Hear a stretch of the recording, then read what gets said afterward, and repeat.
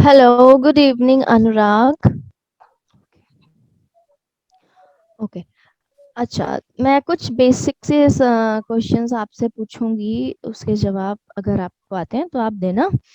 तो अनुराग, आप मुझे ये बताओ कि जब भी कोई बिल्डिंग बनती है तो उसका बेस क्या होता है? हाँ, वो बेस तो कंक्रीट से बनता है। कंक्रीट से बनता है। ओके। तो कंक्रीट और टीएमटी रिबार।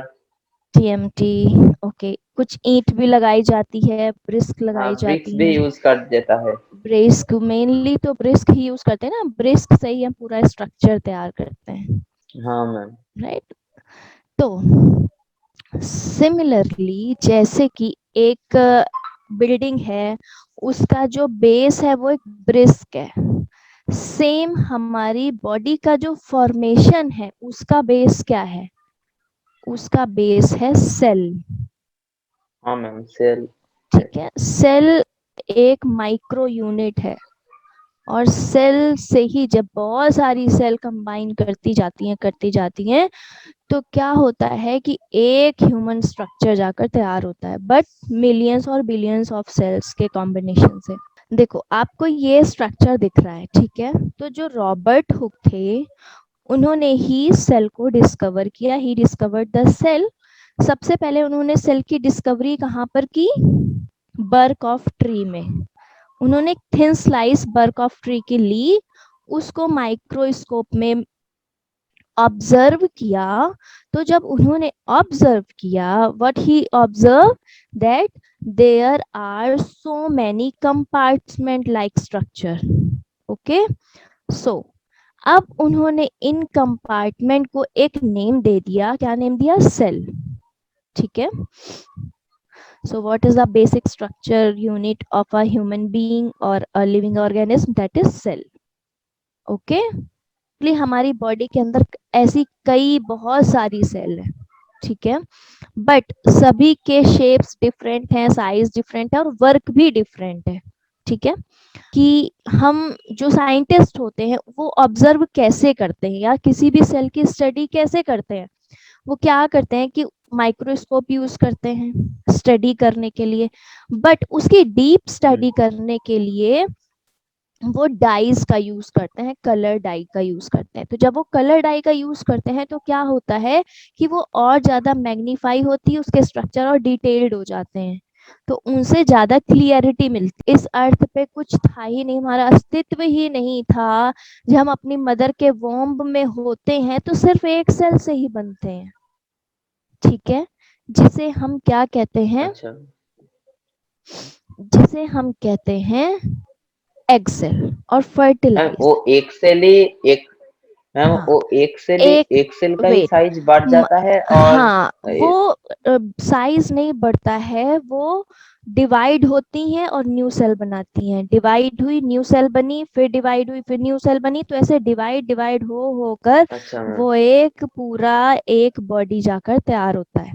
जैसे कि अच्छा मैम। फर्टिलाइज एग, एक मदर का एग, एक फादर का एग, दोनों ने जब फर्टिलाइज किया, तो जब दोनों ने फर्टिलाइज किया तब तो वो सिंगल ही सिंगल थे ना। सिंगल ये था, सिंगल ये था। हाँ मैम। जब ये कंबाइन हुए तो एक फर्टिलाइज एग बना। एक इसका मिला, एक इसका मिला, डबल हुए। अब हाँ। जब ये ग्रो करेंगे आगे, जब इनको न्यूट्रिशन मिलता जाएगा तो वो ग्रो करते जाएंगे। ग्रो कैसे करेंगे? बाय डिवाइडेशन। डिवाइड होते, क्योंकि एवरी सेल लाइव होती है, क्योंकि सब में एक न्यूक्लियस प्रेजेंट होता है। और अगर न्यूक्लियस प्रेजेंट है दैट मीन्स वो सिंगल क्या है? लाइव है। वो सेल लाइव है। अब जब भी वो डिवाइड होगी तो वो दो लाइफ सेल बनाएगी, फिर दो लाइफ सेल डिवाइड हुई, उसने चार लाइफ सेल बनाई, चार डिवाइड हुई, उसने आठ लाइफ सेल बनाई। ठीक है। तो ऐसे ग्रो करती जाती है बॉडी। मैम, जब एक सिंगल सेलुलर ऑर्गेनिज्म रिप्रोड्यूस करते हैं तो उसका पास तो सिर्फ एक ही सेल है। जब वो हम्म। रिप्रोड्यूस करता है वो सेल दे देता तो वो मर जाता है। हाँ, कभी कभी क्या होता है, जैसे कि जो सिंगल सेल एनिमल होते हैं वो बेकार हो जाते हैं। वो जब सेल बेकार होती है तो उससे एक न्यू सेल बन जाती है और पुरानी सेल वेस्ट हो जाती है और न्यू सेल बना लेती है। तो पुरानी तो वेस्ट हो गई, तो न्यू सेल जो बनी तो वो न्यू ऑर्गेनिज्म में कन्वर्ट हो हाँ जाता है। Ma'am. Now, shapes of cell. अभी क्या है, जैसे कि अमीबा का ये स्ट्रक्चर आपने देखा था यहाँ पर, कि इसकी कोई भी डेफिनेट शेप नहीं है, नहीं है ना इसकी कोई भी डेफिनेट शेप। तो नहीं ये है। क्या करता है कि जो इसके प्रोजेक्शन लाइक स्ट्रक्चर है, लाइक जो इसका ये स्ट्रक्चर है, ठीक, ये अमीबा का स्ट्रक्चर है। अच्छा। अभी क्या है, जो ये है, ये क्या है, इनके प्रोजेक्शन है, क्या है, प्रोजेक्शन। अब प्रोजेक्शन। प्रोजेक्शन है, ठीक। क्या हुआ, जब इसे फीड करना होता है तो ये प्रोजेक्शन ओपन होते हैं और ये खाना अंदर फूड चला जाता है, ठीक। ये फूड पार्टिकल्स हैं इसके अंदर बहुत सारे। बट जब इसे एक्सक्रीट करना होता है तब क्या होता है कि जो ये इसकी प्रोजेक्शन लाइक स्ट्रक्चर है ये बर्स्ट हो जाते हैं, ये फट जाते हैं। तो जब ये फट जाते हैं तो इस अच्छा। जो ये जो अमीबा है ये तो खत्म हो गया, डेड हो गया। बट हम्म, जहां जहां पर भी इसका न्यूक्लियस रहेगा वहां से एक नया अमीबा का फॉर्मेशन हो जाएगा, ठीक है। तो ये जो अच्छा। फीड अच्छा। करते हैं, जो फीड करते हैं और जो ये एक्सक्रीट करते हैं वो प्रोजेक्शंस होते हैं, उनके थ्रू ये फीड और एक्सक्रीट करते हैं, ठीक है। और अच्छा। इस पूरे जो इसका बॉडी है, इसके अंदर अलग अलग फ्लूइड फिल होता है जिसके थ्रू इसकी बॉडी में सारे वर्क्स होते रहते हैं, सारा सिस्टम इसका ऐसे चलता रहता है, हाँ। ठीक है। अभी हाँ। समझ आया कि ये कैसे फीड और कैसे एक्सक्रीट करते हैं, हम्म। अमीबा। अब नेक्स्ट है WBC. WBC in human blood is another example of a single cell. हमारी बॉडी के अंदर भी सिंगल सेल प्रेजेंट है, that is called as WBC. WBC means white blood cells. WBC क्या होता है, WBC हमारी इम्यूनिटी जो होती है ना उसको इंक्रीज करता है, हाँ। वाइट ब्लड सेल्स जो होती हैं। जैसे कि अगर हमें मैम चोट लग अगर। जाती है, अगर हमें कोई चोट लग गई हाँ। तो वो थोड़े दिनों बाद ऑटोमेटिक सही होने लगती है। अगर हमारी स्किन छिल गई तो क्या होता है, हाँ। ऑटोमेटिक उस पर लेयर आने लगती, because of presence of WBCs। क्योंकि हमारी बॉडी के अंदर WBCs बनती रहती है, उनका यही काम होता है। जैसे कि आप देख रहे हो यहाँ पर कुछ सेल्स बनी है, कुछ सर्कल शेप में है, कुछ स्पिंडल शेप में है, कुछ लॉन्ग और ब्रांच्ड हैं। तो जिस हिसाब से इनकी शेप है, इनका वर्क भी डिफरेंट डिफरेंट है, क्योंकि इनकी शेप डिफरेंट डिफरेंट है तो इनका वर्क भी डिफरेंट डिफरेंट है। अच्छा, जैसे कि आप ये सेल के बारे में पढ़ रहे हो, तो हमारी बॉडी की सबसे लॉन्ग सेल कौन सी होती है, that is called nerve cell, जो कि आप इसमें देख रहे हो। नर्व सेल क्या होती है, हमारी पूरी बॉडी में फैली होती है।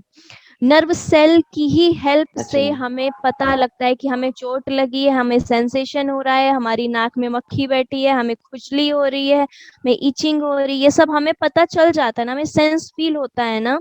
हम गर्म चीज छू रहे हैं, हम ठंडी चीज छू हाँ। रहे हैं, क्यों, because of presence of nerve cell, क्योंकि नर्व सेल हमारी डायरेक्ट माइंड से कनेक्टेड होती है। और ये माइंड से कनेक्टेड होकर पूरी बॉडी में, बॉडी के हर एक पार्ट में फैली होती है, so that is why it is called as longest cell. सबसे छोटी सेल कौन सी है, सबसे छोटी सेल्स होती हैं आरबीसीज की।